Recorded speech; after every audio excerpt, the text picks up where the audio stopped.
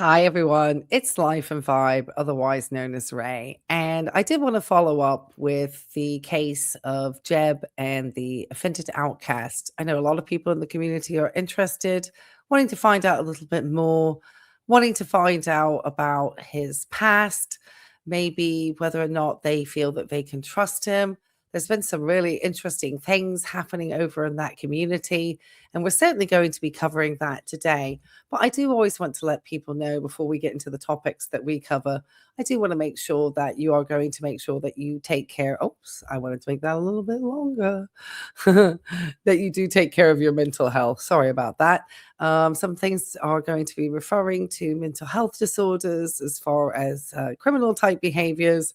And I do want to make sure that people are always taking care of themselves. So if you find topics involving minor children and crimes against minor children difficult to to listen to, then I certainly do suggest that you just click away right now.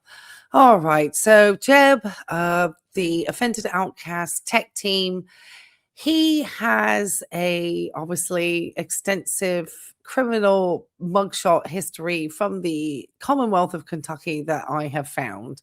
He is obviously um, having since 2017, when he was 22 years old, committed a number of crimes, and we're going to find out a little tiny bit about each of those crimes today, and then hopefully we're going to catch up. I have ordered some files from the courts in Kentucky. I've never ordered county records before. So I'm trying to find out a little bit more about what he did, because it's, I think, important that people have full transparency, especially when he's been supposedly emailing people, that he removed the video where he felt in fear of his life and so forth. But anyway, let's just hear the video. That was the last short that he had left up. And we're just going to take a listen to this particular thing about it's all gone. He did release this video on the 20th of July, so just a few days ago. And this is one of the last things that he's posted. And so let's take a listen here. Oops. Hey everybody. If you're with the Offended Outcast channel, I don't know what's to come of the channel at this point. I am trying to get out of the woods. If you haven't, go watch my long form video. I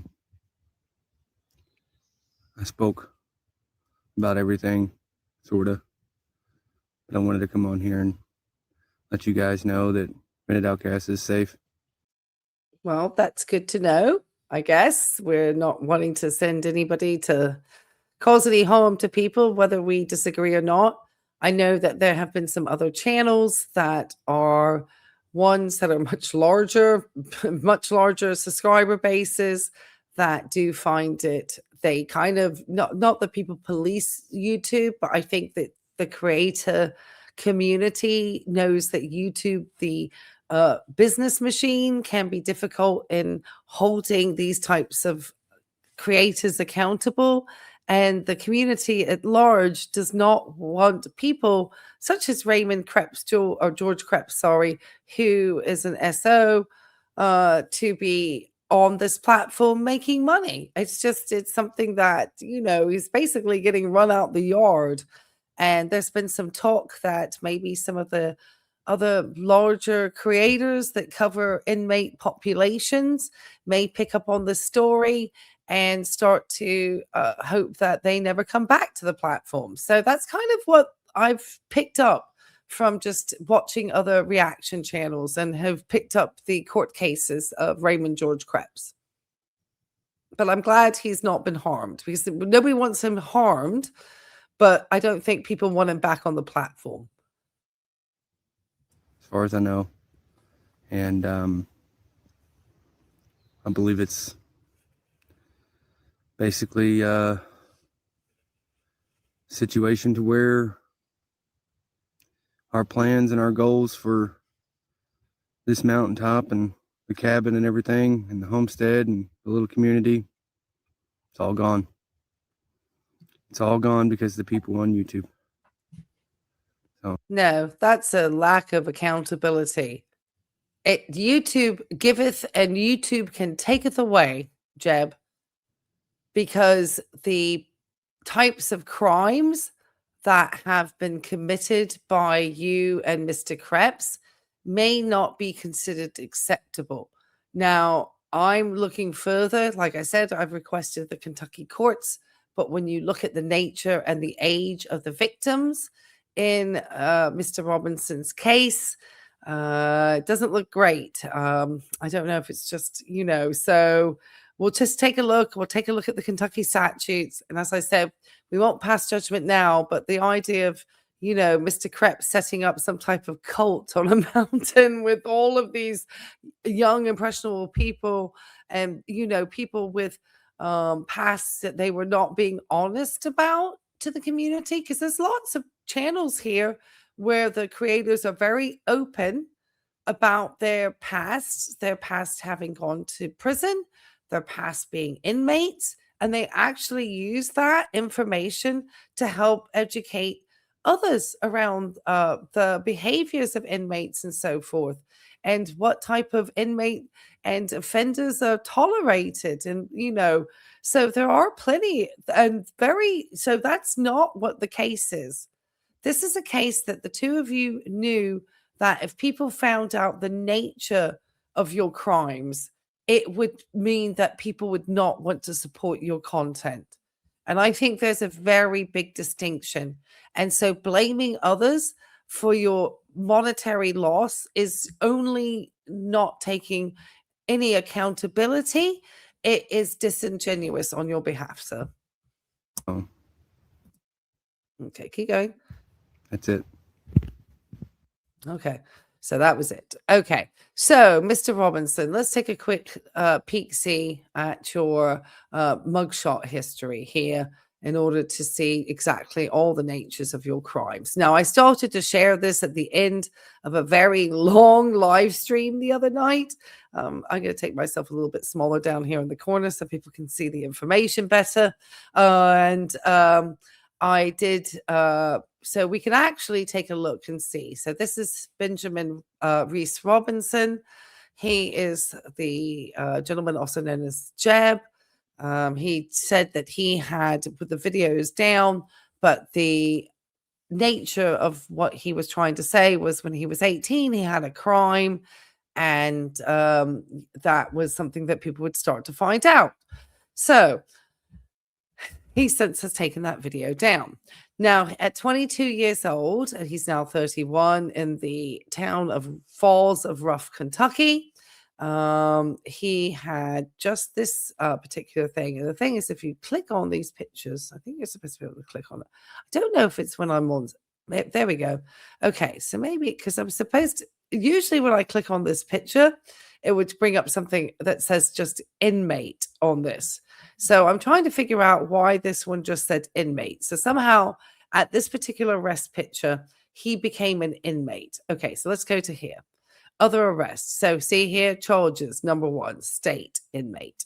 So he was a state inmate on this particular date when he was 22. Now, there's a number of reasons why somebody could become a state inmate. And so I'm trying to find the files, and I have requested these from the county clerks in Kentucky. And so we'll see what happens. I've never done that before. So I know they're going to go through LexisNexis. And so I just kind of, obviously get you to look and then it just disappeared after I, went through the paywall and whatever. And lo and behold, I don't know. I haven't heard anything since, except I got a receipt. So I'm hoping in the next few days, I get an email or something to say that my records have been located in regards to the cases. Because I think it's held a little bit differently from what I could discover in Kentucky, other than what we're seeing here. So here we have Mr. Robinson. at the age of 23. This was on November the 29th, 2017. And this particular charge was not a great one. So this was what was known as criminal abuse, second degree, child 12 or under. So you can see all of his other arrest photos here. So this became quite the pattern for Mr. Robinson. So I think this is not YouTube's fault that you're losing your money. I think we just make decisions as a community that you are not the people that we want to see money going towards, especially with crimes involving children. So what is criminal abuse in the second degree? So this is Kentucky Statute 508.110. And it is when a person is guilty of criminal abuse or neglect in the second degree when he or she wantonly abuses or neglects another person or permits another person of whom he or she has actual custody to be abused or neglected, and thereby A, causes serious physical injury, B, places him or her in a situation that creates a substantial and unjustifiable risk of serious physical injury, or C, causes torture, cruel confinement, or cruel punishment to persons under 13 years or older, or who is physically helpless or mentally helpless.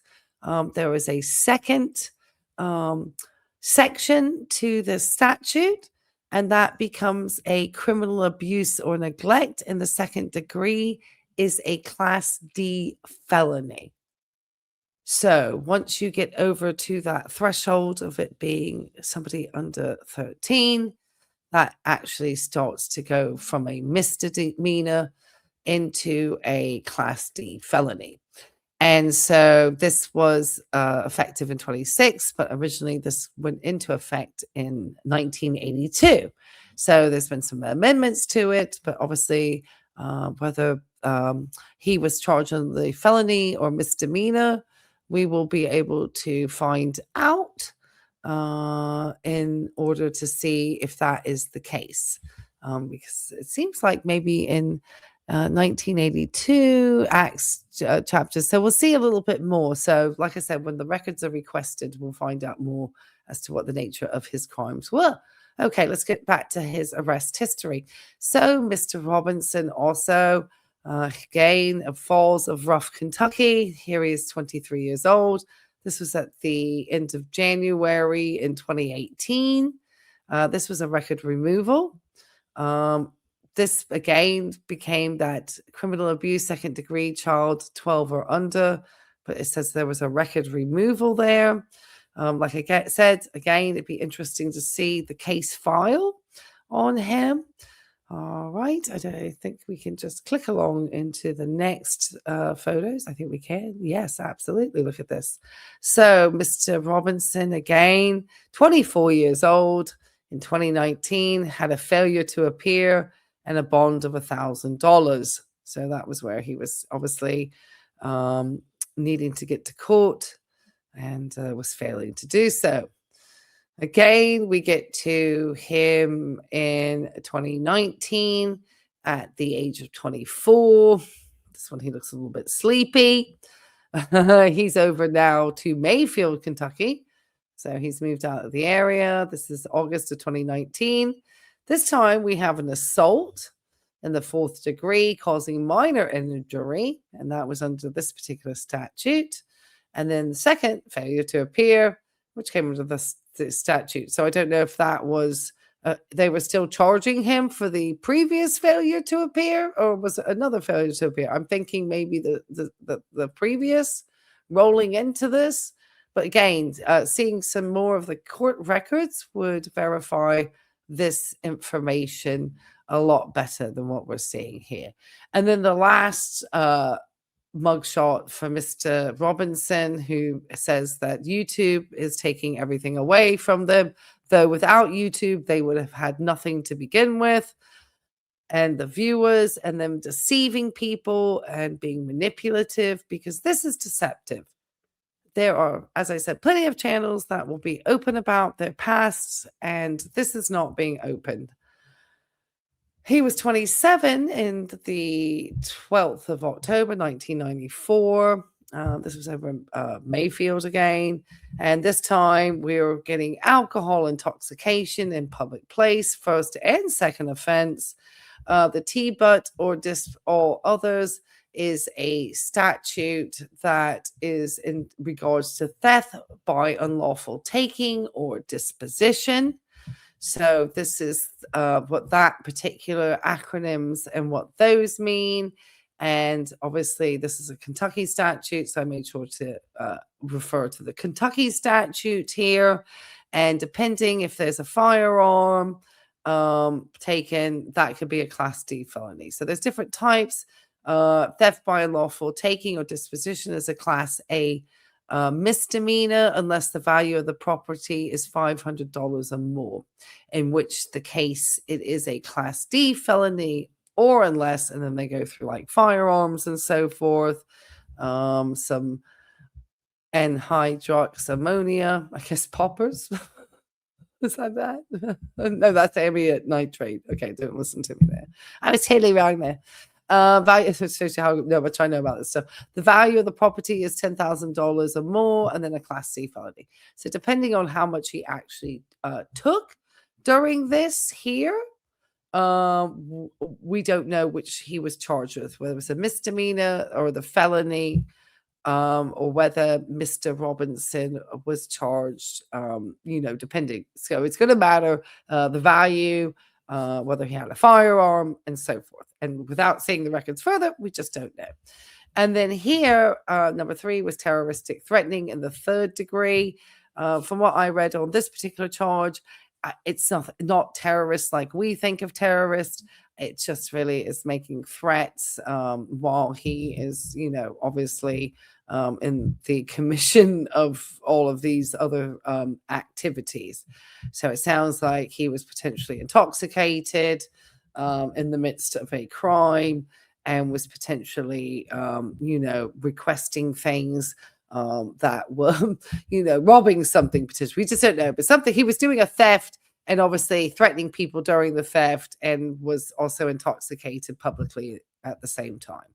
So that was quite an interesting set of charges there. And so obviously we don't know if he spent any time in prison. These were all after Mr. Krebs, I believe, had any time in his prison term. So the likelihood of them having met one another, I don't know. Because if he had gone in earlier, because obviously we know the first record that we ever see here, he is 22 years old in 2017. He said he was 18. So obviously that would take you back to 2013. And I understand that Mr. Krebs left his time in prison in 2015. So what do you think? Do you think potentially we may find that they had served time together? And that's why Ray was so excited to see Jeb.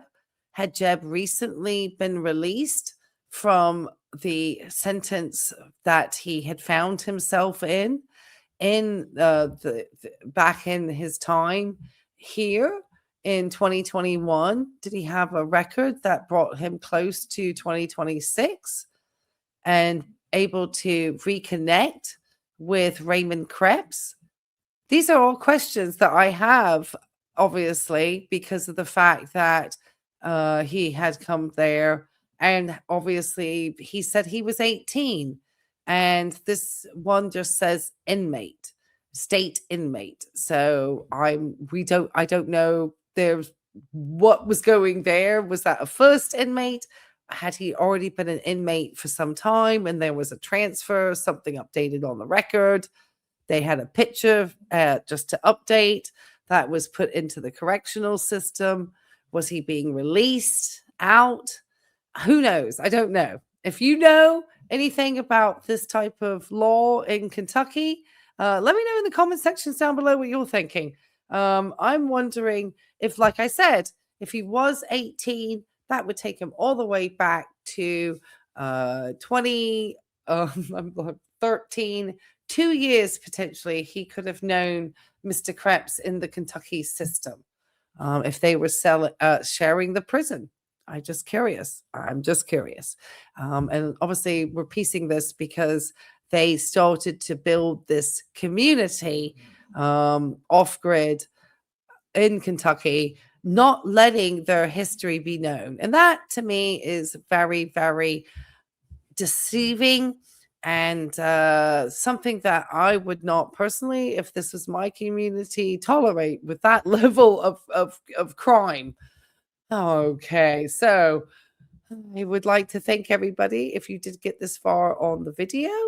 I feel that there's so much more that we really should be trying to learn about Mr. Robinson. I know that he has removed his channel. I know that Offended Outcast has updated. I did post this on my community tab, has updated his description to say what his offender status is and somewhat the nature of what he did, though he did not specify the age of the victim. And so that still, is a gray area. I don't know where that states in the Kentucky law, but having seen him update that at least was somewhat of an omission to things. And I don't know if it's there's been a lot of video deletions, video scrubbings. Jeb is taking out videos. Offended Outcast is taking out videos. It's all happening. Okay, guys. When I get more information surrounding Jeb, I will let you know. We'll see what he keeps posting.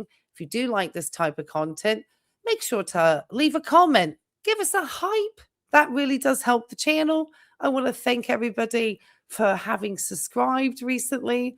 We are almost at 4,100 subscribers. And so I am so grateful. I am promising all sorts of great investigative pieces, keeping the community safe. I've got some really exciting things coming up. And I'm just so grateful that you're allowing me the opportunity to share this investigative journey and just keeping us safe in this digital world, because that's really what's important. My role as a registered nurse is always to make sure to do that. And again, if you did get this far, leave me the little legal balance symbol in the comment section, especially since I only have 21 days until I go to trial with another creator who wanted to silence my voice and commentary on this platform. Sometimes these creators, they don't like when you start to look around some of their less clear parts of their life stories, or when they are potentially practicing unlicensed medicine. And that does tend to happen. And we want to make sure that everybody is safe out there. All right, guys, we'll catch you on the next one. Bye.